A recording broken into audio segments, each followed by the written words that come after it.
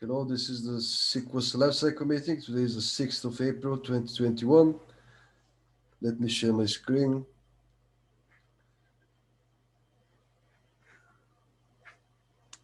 Okay.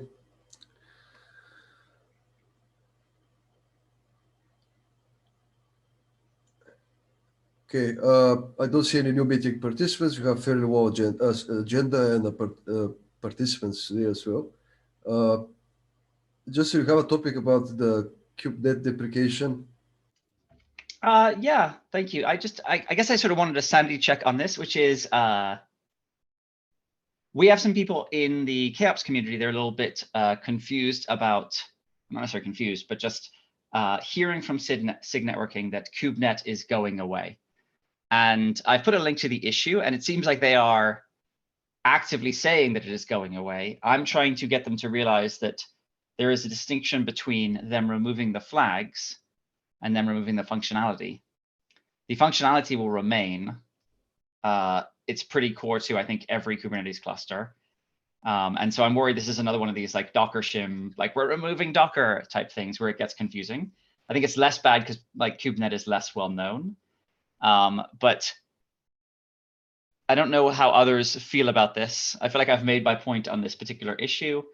But if there's other, I might be overreacting, or if there's other things that that we should be thinking about, please let me know. But I mean, essentially, I don't think they're actually removing what I consider the functionality of KubeNet, which is networking using pod ciders and not like relying on like Linux networking or relying on your cloud to route or infrastructure to route packets, rather than like, you know, in the old days, we had some CNI providers which tried to do their own IP allocation.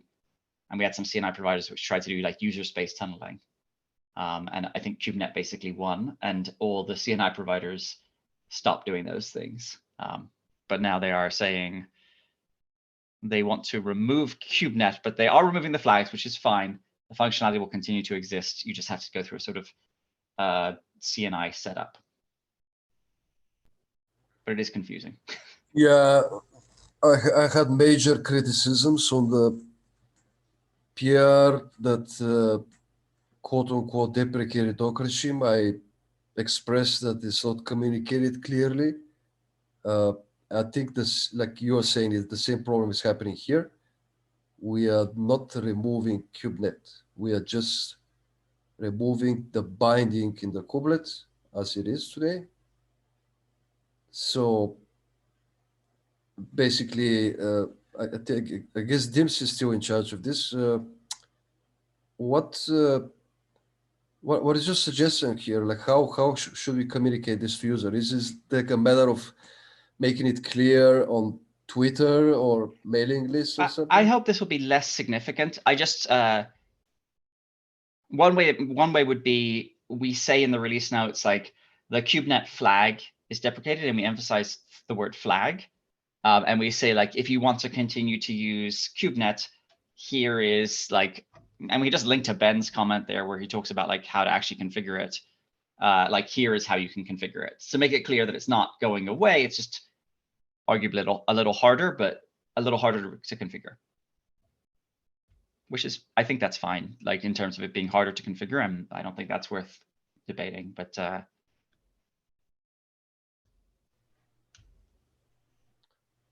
Okay, so it was sort of hot and rapid responses, and then it sort of calmed down. So maybe we're okay. yeah, okay. Do you want to further comment on this, or should I drop a message as well or something?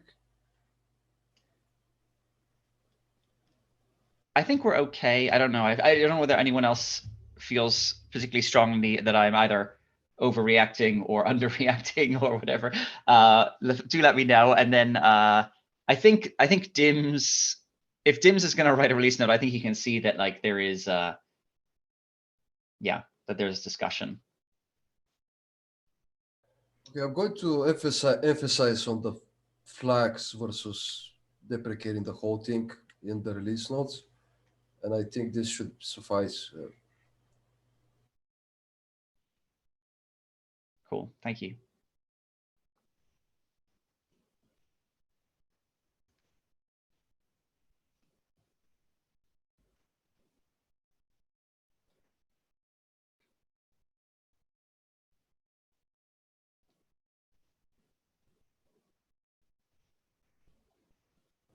Something like that.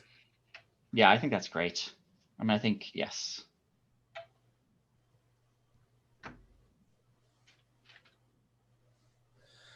I haven't tried KubeNet ever.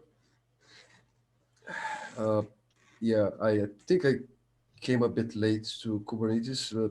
I was already using something like WeaveNet and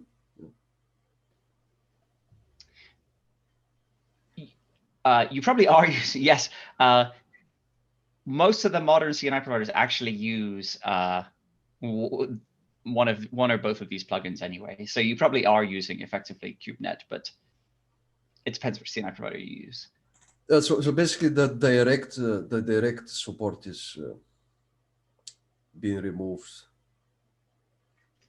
via the kubelet forks, I guess. Correct, which makes sense, right? Like we have a CNI mechanism, and it makes sense to do that via the CNI mechanism. Yeah, and we still have no idea how are we going to. We're not going to release Docker shim anymore. So is Docker shim going to add the same flags explicitly to the binary?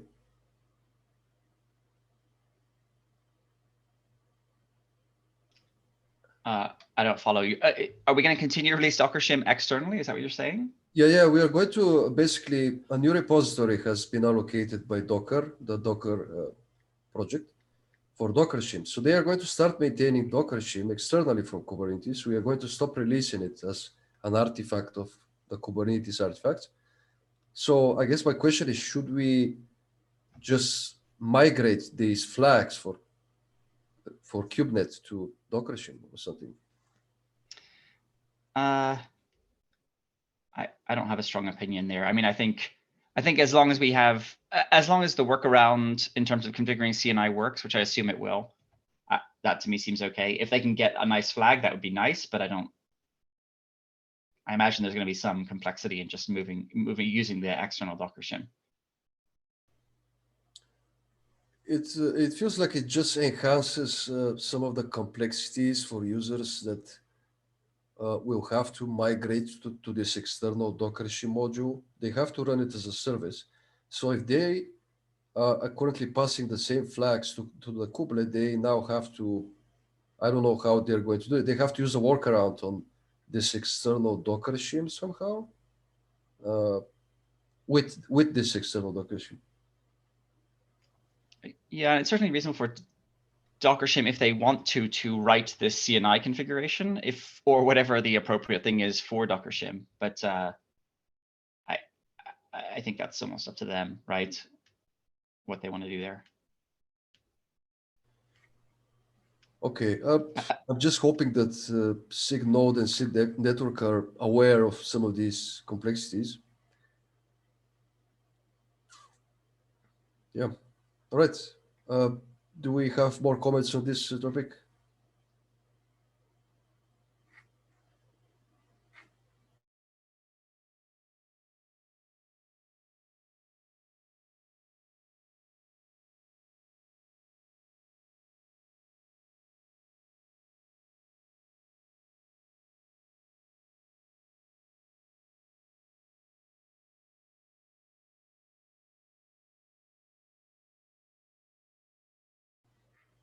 We have a tracking issue in kubeadm. How are we going to start handling the whole Docker shim problem?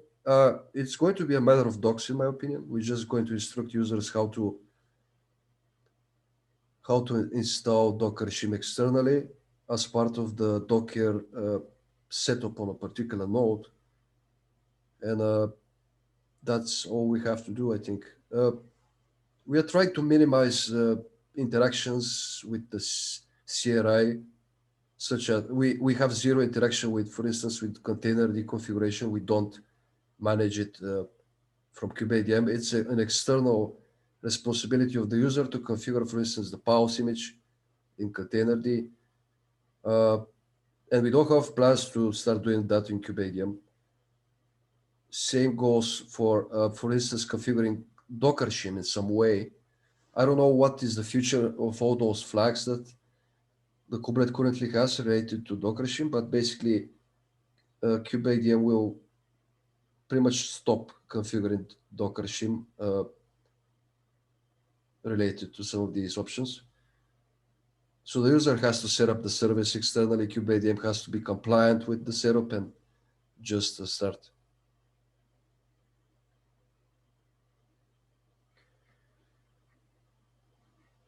Okay. I don't think I have any more agenda topics. Does anybody else have any?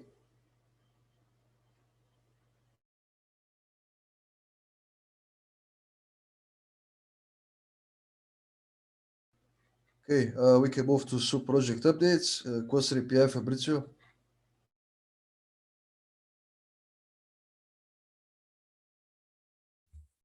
Here I am. Can you hear me? Yes. So quick update for Cluster API. We are doing a final round for defining the scope for the V1 Alpha 4 release. That this include closing pending proposal. Maybe the most interesting one is the most interesting one still pending is the load balancer proposal from Jason. And also we are labeling issues that we are considering release blocking. Everything else will be optional for the release. Second, another note that may be interesting for people in this meeting is that AWS is leading a work about supporting external etcd in Cluster API. And this work is based on etcd ADM. And so I think this is interesting for Justin, or also for the people working on etcd ADM, also for COPS, because there are etcd ADM now is development is kind of KOps dependent. So yeah, maybe people, if people is interested, I've linked the ECMD where we are shipping out the proposal, and feel free to comment there.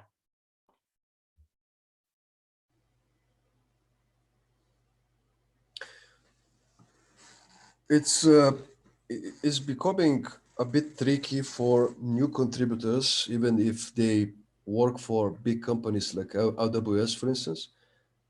If the maintainers of the involved projects don't have the bandwidth to help them, to coordinate them into executing some of these bigger changes. I saw that Rajeshri created this proposal, which is with a lot of detail already. But I also saw that she has questions on Slack for the etcd ADM maintainers, for the Cluster API maintainers. I don't think how we can organize this better. Do you think that like dedicated sessions can help out, but it's consuming bandwidth from the same maintainers? They're busy with other work. This is not a high priority for them, maybe. So I don't know how these projects can help new contributors to drive new features in. I can speak for the Cluster API project. So when the idea comes out, the idea was interesting. We find it interesting. So we had a deep dive meeting with the people proposing this effort, and we agreed that this is not a proposal for V1 Alpha 4. Because the idea was a little bit rough, so it requires some refinement. And so we agreed to work on the proposal, and then also on a prototype that the person from AWS is developing on its own personal branch. So we are supporting this. It is low priority, but I think that from the Cluster API side, that we have bandwidth to support this like any other community proposal.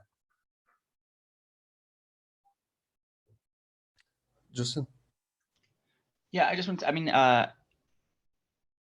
Slack has turned into what it's sought to replace, and I look forward to the next Slack, which will then grow until it becomes Slack, and then the Slack v3.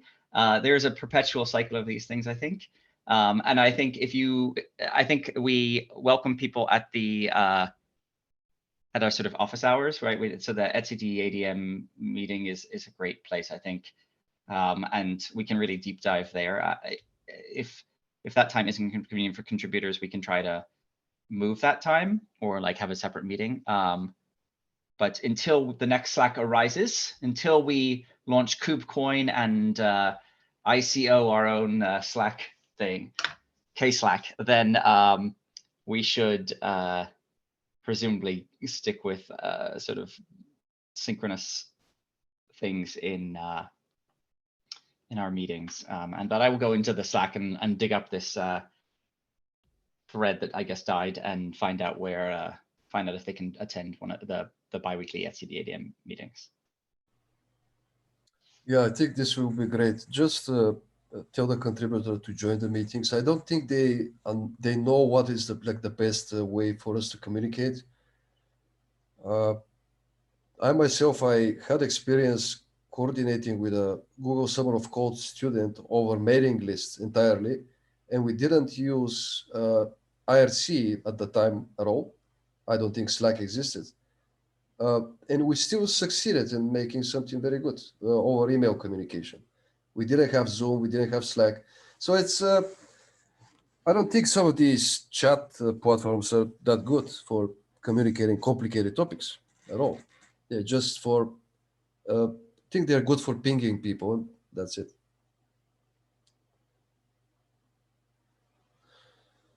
Okay. Any questions or comments for Cluster API?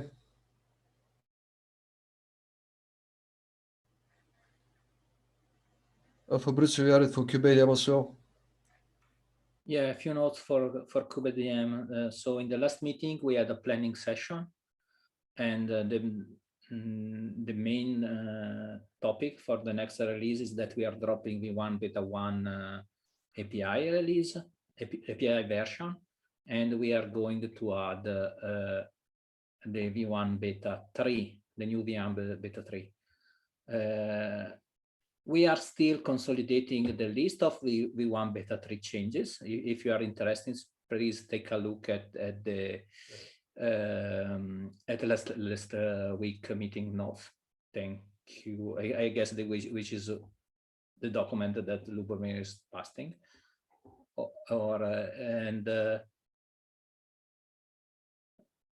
And also, with regard to this topic, we are trying to sort out the dependencies from Cluster API, and in order to remove the cluster status from our API models. From today, my first impression is that this is possible, but discussion is still ongoing on the issue in the Cluster API repo. As a side note, I had some time during the Easter PTO, and I played a little bit about the idea of the kubeadmin operator, and maybe in the next kubeadmin office hour or as soon as possible, I would like to demo what I have, and also to try to understand what is the best way to move this work out of my laptop of my Mac into the open, so people interested can join it.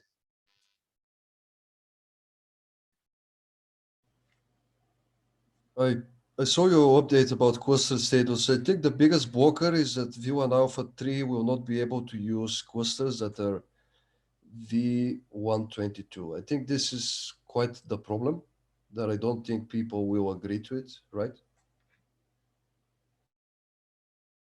Let's see, in terms of timing, maybe this is a little bit challenging, but there is also the option to basically backport some workaround to make this possible. So let's see how the discussion goes.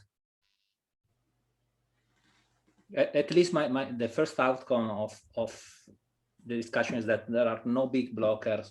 We just have to agree on what kind of support we want to provide for our users.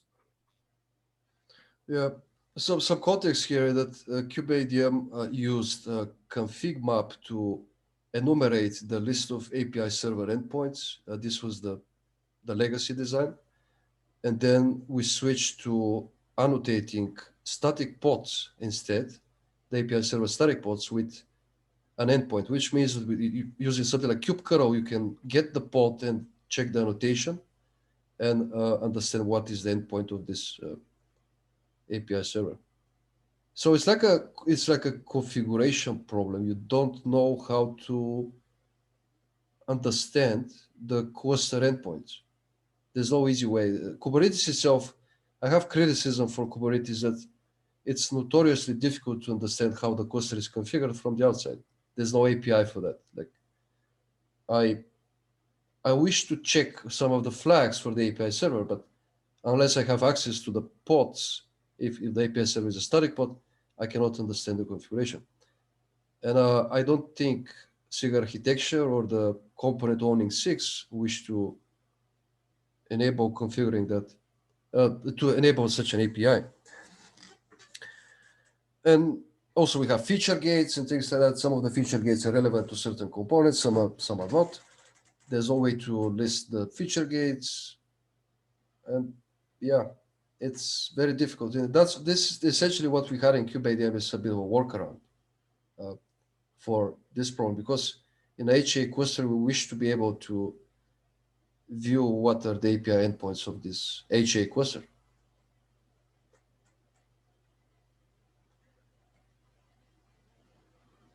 Well, okay, Fabrizio, I'm going to watch this, see how the maintainers respond, and we can go from there. But you're basically saying that in any case, you think that it's safe to remove it in V1 Beta 3? Yeah, I think that as a cluster API team, we have to make whatever it is possible or reasonable to unblock kubeadmin for this removal. Great, thanks. I have another update for kubeadm. During the weekend, I wrote a tool to automate our end-to-end test workflow and test infra job creation, basically a tool to generate this. I know that COPS has something sophisticated, like generate a matrix. We didn't have anything like that in kubeadm, so we had to manually edit all the YAML. And contributors that try to understand this, they basically make a lot of mistakes. The mistakes slip through. Some of the tests are release informing. The release team starts poking at us. And I wrote this tool, and I'm going to show it after 121 is released, I guess, something like that. But it's already like working.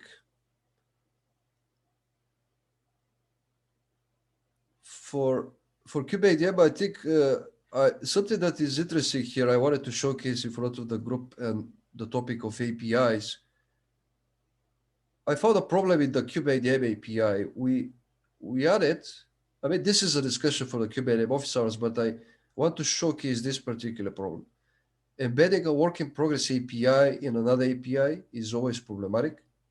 So in kubeadm, we have a couple of API groups. The first one is output, which is a small API group for structured output. For instance, when you list tokens, Bootstrap tokens, you can view them as JSON.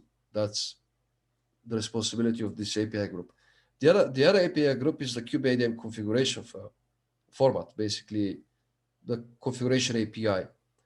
And I saw that we made the output API depend on the other API. So this is the direct example here. a Bootstrap token output API embeds the kubeadm configuration API that has a Bootstrap token structure, so that this output API doesn't have to redefine the whole Bootstrap token structure. And the problem with that is that this means that every time you bump this version, you have to also bump the output version, the output API version. They are coupled together. When you remove this API, which is kubeadm v1 beta 2, you have to also update the the output API. So it's a coupling between two work in progress APIs. One is stuck on the other. They have to move forward simultaneously. And I think this slipped through review, and I really don't like this approach. I just wanted to mention this in front of this group, because if you're working on API, you have to be aware of this problem. And Fabrizio, maybe we can discuss this more in the kubeadm office hours. I have some ideas how to solve this. Yeah, I agree both on the general statement that we should avoid embedding, and also let's make this as a first point in the next meeting agenda. Yeah, I will add it for next week. Okay, I think that's all we had for kubeadm. Any questions?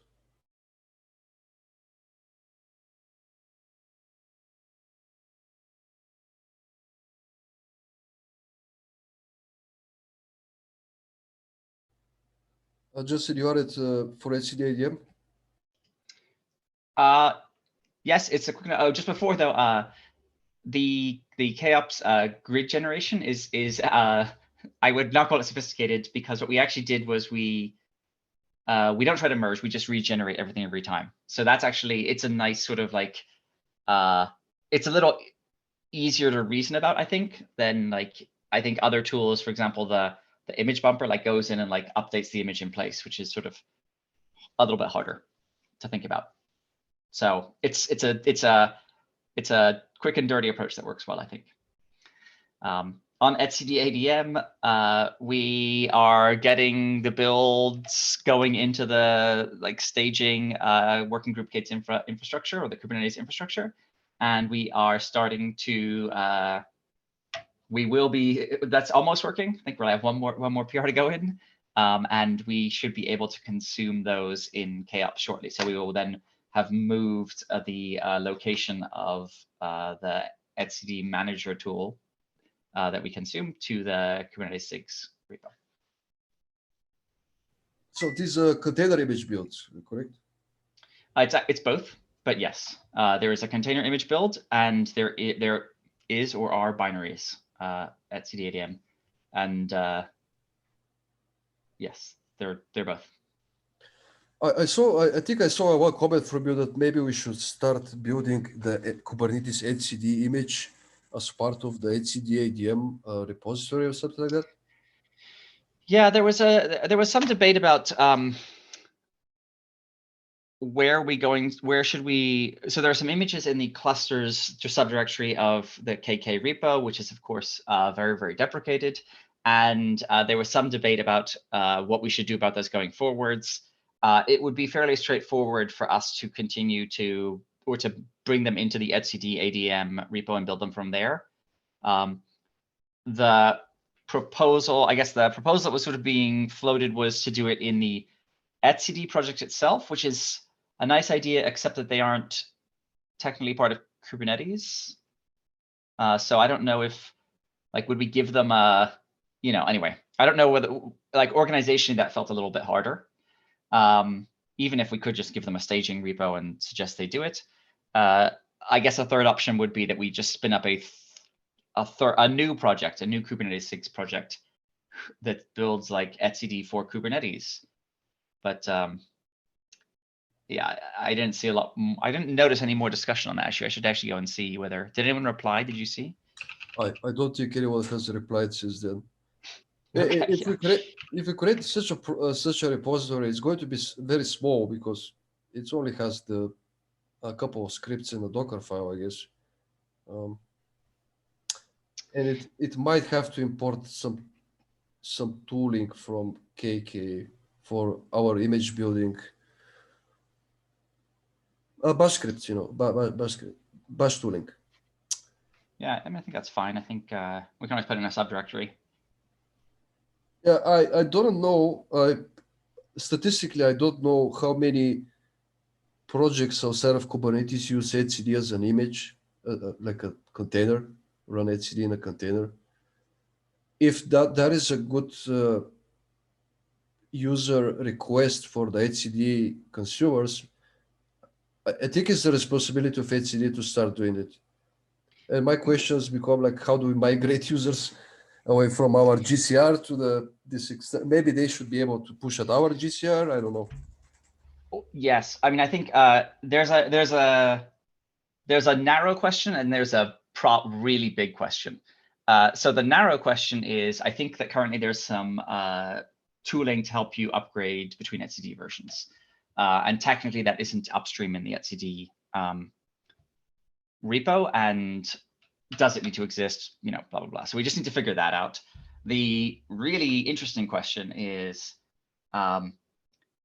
when we start, now that we are separating out Kubernetes to the point where what was in V1 considered core functionality is no longer in the core. We're going to test with these images. Should we just test with random images that we pull off the internet? Or should we actually start building them and making sure that they are built according to our community code of practices and everything, and they are hosted in a reliable place that is less likely to be backdoored or shared fate backdoored, right? Is that something that we consider in scope or not? And I honestly don't think the 5 of us can answer that question. But that is the much bigger topic that we are maybe walking towards. Yeah, from my perspective, we are already consuming an etcd binary. We are not okay. We are building the etcd server binary from source. I think we are not getting it from their releases, right? I don't know, but I mean, it's certainly plausible that we could do it either way, right? Yeah, but even if we build it from source, we are trusting the source. We are not validating the entire etcd source code. And I think if they also build the image themselves, we are just going to trust it. I mean, I'm making a comparable argument because the Kubernetes project does not validate the entire Kubernetes etcd source, basically. We are just trusting that the etcd server works. I agree with that. I feel like we could verify a SHA. We could prevent against certain things, right? We could prevent the etcd project just changing what an image is. We have all this work that we've been doing in image promotion in the working group Kits Infra to promote an image with a very particular SHA-256. And if we say, oh, but just pull whatever etcd you want, are we bypassing all of that work? Yeah. Yeah, I see. It's going to be interesting how we're going to do this with the split of the monolith. Yeah. Maybe this is a topic for API machinery, SIG architecture. The discussion should happen eventually. Yeah, it's probably more of an architecture. Well, I think our SIG actually has a strong claim on it because it is related to how do you actually use Kubernetes? How do people actually run Kubernetes? Whereas SIG architecture isn't really concerned with that. Sorry, I apologize. SIG API machinery isn't really concerned with that. It could be a steering committee or architecture type question or a SIG release type question. Yeah, just etcd usage in Kubernetes falls under API machinery. In fact, the owners of the image are members of API machinery as well. Yeah, I mean, to my understanding, that's how we treat it, HCD. But yes, we this SIG is this SIG has to participate in the discussion how we're going to consume it and build it. Uh, Also, in the building and releasing part is also SIG release maybe. Like, are we are we going to stop building HCD completely? Are we going to move it to ownership of the HCD project? I mean, honestly, I think the HCD project should do all the things, and like you say, maybe we should just verify a SHA on the Kubernetes side to make sure that we trust this particular image, and then we hard code a particular version into our end-to-end test as the latest supported, trusted version. We already do something like that in KubeADM. We have a constant for the HCD image. We trust this image, and yeah, this is what we're going to end-to-end test, because we cannot test a number of HCD releases that we trust. Because the matrix is impossible, like HCD, CNI, all the things. But yeah, I'm already watching this issue, but I lost it in my big pile of email. I will see if somebody else comments, and maybe at that point I'm going to comment as well with what we discuss here.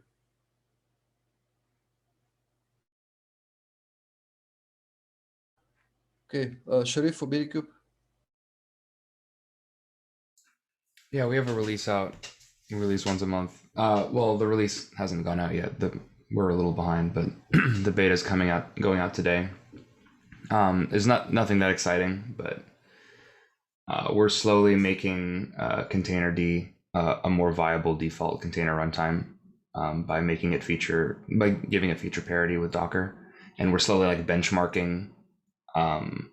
Not slowly. We're benchmarking start times in different operations with containerd compared to Docker on the inside, just in case people are more comfortable with that as a default going forward. We don't have any pressing need to switch to containerd as a default soon, but eventually that's going to be the default in Kubernetes. So we want to make that a viable option. So that's what we've been working on. There are other like stability fixes and stuff.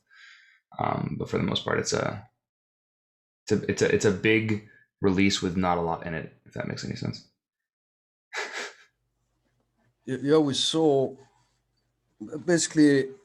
I have multiple questions. Like, what do you think about the whole kubelet slowdown? We saw that it's not going to be merged in .0 of 121. Did you see many complaints from the users? I know that Ben is delaying the kind release because of that. We just haven't been upgrading our version of Kubernetes. We're just stuck until that's fixed. That's because it's just not viable for us. Yeah, it's a very annoying problem, and I think it's going to be merged. It's just we have an argument on the PR that we have to test this, make this soak in CI, but the thing is we don't have CI to test this problem. We only have CI that can catch the overall slowdown of the Kubernetes startup. Yeah. We also have plans to default containerd to be the default in KubeADM maybe at some point. I think what we should do is we should create another survey for the users to see how much the containerd usage has increased over time, because we have been seeing this increase over time for the number of containerd users based on multiple surveys. So once we are comfortable with the amount of containerd users, we are just going to switch the default in KubeADM as well. Yeah. The only reason we're even worried is because we have documentation, and it's a pretty common practice to use the Docker daemon inside of the Minikube VM, and can't really do that with containerd. So we have to like add Minikube commands to like approximate what they're doing. So we have an ability to like build and load images in containerd and that kind of stuff with cryctl. That's really our only big concern there, and also like performance, but that's mostly working now. And now we have full CI coverage for containerd, and actually for CRI-O2. CRI-O's terrible, but for CRI-O2, and and so our goal is really just to be confident that whenever we have to flip the switch, we can with very little, like suffering very few consequences. And yeah, we're just pinned to a version of Kubernetes until that's fixed. And I'm like, I don't know about Medya, the tech lead, but I'm willing to test out like a bit like a test version of Kubernetes, and we can run it through our testing to see what start time looks like and what our test coverage looks like with like a build version of Kubernetes. You're talking about testing that particular patch. Yeah, that specifically that patch. If there's like a release candidate or something that we can test on, like I don't mind doing that. But yeah, it's just it goes back to the previous times. It takes 10 seconds to start kubeADM. oh, that's good. Yeah. Fabrizio? Yeah, I have a question for Sharif about the difference of performance between Docker and Containerd, because I'm interested about this, given that there are discussion in Cluster API for replacing Docker with Containerd inside CupD for our end-to-end testing. Mm-hmm. And I will be really interested in your feedback in terms of performance, memory consumption, stuff like that, if you have data. We have data. I don't have access to it right now, but if I can get it and it's in a good shape to be shared, I can share it. Either I'll share it in this doc like next in 2 weeks or whatever. I can. Thank you. This is not urgent, but this will be really appreciated so we can take more informed decisions. Sure. Justin? Yeah, I mean, I'm also interested to know if there are any issues that we need to address. So if there's that data can be shared, that'd be wonderful. I think I wanted to share a little bit about like what we're doing in KOps, which is we are moving forwards with it, assuming that it's like what we have learned in the past is at some stage, people will just stop supporting anything but this. And we want to ideally, we want to have made it the default prior to that release. And ideally, we want to have made it the default 2 releases prior to that, so that if that default proves to be a disaster, we have an extra like release and 3 months to like fix it. And we tried to do this with basic auth, for example, and we didn't quite pull it off, but like the basic auth removal hurt a bunch of people. And it turns out like even though we started like 9 months early, it was not enough time to like to get it rolled out to people, find the problems, fix the problems. Like we still were like scrambling at the last minute. Yeah. And so like that's why I think as I understand it in the latest release, it defaults to Containerd for new clusters, and we are planning on in the next release, which isn't necessarily like aligned with Kubernetes, but in the next release, we will default to Containerd unless you specify otherwise. Yeah, we don't have a roadmap like for when the default will be Containerd, and you'll have to specifically ask for Docker. Yeah, we're just gonna like for the Docker shim, we're just gonna switch to whatever is being maintained. We don't actually have a strong opinion about that, but we'll flip the switch when it makes sense. Our big thing is making sure that our test coverage, like our test results, look the same, because right now the Docker container runtime is more stable, just internally in terms of Minikube. Right now the start times are almost exactly the same. We have a bug somewhere where sometimes it's very, very slow to start. So that's like our big issue. But that's we'll flip the switch at the same time as everyone else, basically. We just don't have a strong opinion about it. I saw somebody testing workload performance between Docker and Containerd, and they estimated that Containerd might be actually a little bit slower than Docker. That's been our experience as well, but it's not so much slower that we really care that much, is sort of been our experience, because we're looking at stuff on the order of seconds. So if it's 2 seconds slower, like no one's gonna care. That's basically been our experience. Yeah, and the same person pointed out that it might be actually due to some run C bug, something like that. Possibly. Yeah, I don't know. Okay, do we have any more comments for Minikube?